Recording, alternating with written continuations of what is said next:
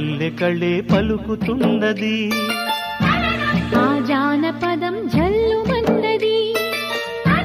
ఆ జానదతై అల్లుకున్నది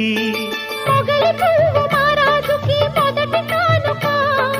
ఎదను పరిచి వేసేయన ప్రణయ వేదిక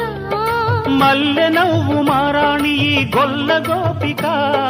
మూగ మనసు వింటున్నది మురడి గీతిక